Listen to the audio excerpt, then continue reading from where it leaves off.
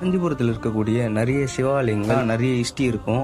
நம்ம போயிருக்க இந்த கோயிலோட ஹிஸ்டரி வந்து பாத்தீங்கன்னா ரொம்பவே டிஃப்ரெண்டா இருக்கும். கோவிலில் இருக்க சிவலிங்கத்தோட பேர் என்ன அப்படின்னு பாத்தீங்கன்னா சுரகேஸ்வரர். அது மட்டும் இல்லாம வெப்ப எரிநாதர் அப்படின்ற மாதிரி இன்னொரு பேரும் இருக்கு. ஆக்சுவலா இந்த கோவிலோட பேர் என்ன அப்படின்னு பாத்தீங்கன்னா ஜுரகேஸ்வரர் அப்படின்ற மாதிரி சொல்றாங்க. என்ன அப்படின்னு பாத்தீங்கன்னா கோவில் இருக்க சிவபெருமான் ரொம்ப வெப்பத்தன்மையோட ஒரு சிவபெருமான் அப்படின்ற மாதிரி சொல்றாங்க. அதனாலதான் இவருக்கு வந்து வெப்ப எரிநாதர் அப்படின்ற பேரும் இவருக்கு வந்திருக்கு. புராண கதைகளின்படி இந்த கோவில் இருக்க சிவலிங்கனை குபேரர் வந்து அவருக்கு தீராத நோய் இருந்ததுக்கு அப்புறம் வந்து பாத்தீங்கன்னா இந்த கோவில்ல நீராடி இந்த சாமியை கும்பிட்டுட்டு போனதுக்கு அப்புறம் தான் வந்து பாத்தீங்கன்னா அவருக்கு நோய் குணமாயிருக்கு. அதனால தான் இவருக்கு ஜுரகேஸ்வரர் அப்படின்ற பேரும் வந்திருக்கு. இந்த கோவிலை சுத்திலும் பாத்தீங்கன்னா ஜன்னல் இருக்கும். கருவறையில ஜன்னல் வச்ச கோவில் அப்படின்னு பாத்தீங்கன்னா 2 கோவில் தான் சொல்லியிருக்காங்க. காஞ்சிபுரத்தில் இருக்க இந்த கோவில் இது ஒண்ணு இல்லாம இன்னொரு கோவில் இருக்கு அப்படின்ற மாதிரி சொல்லியிருக்காங்க. அதனால ஜன்னல் வச்சிருக்காங்க அப்படின்னு பாத்தீங்கன்னா இங்க இருக்க சிவலிங்கம் வந்து வெப்பம் உடையவர் அப்படின்றதுனால அவருக்கு வந்து ஒரு குளிர்ச்சியான ஒரு இடம் இருக்கணும் அப்படின்றதுக்காக தான் வந்து பாத்தீங்கன்னா ஹிஸ்டாரிக்கலா இந்த மாதிரி ஒரு ஜன்னல் அவர் கருவறை சுத்திலும் வச்சிருப்பாங்க.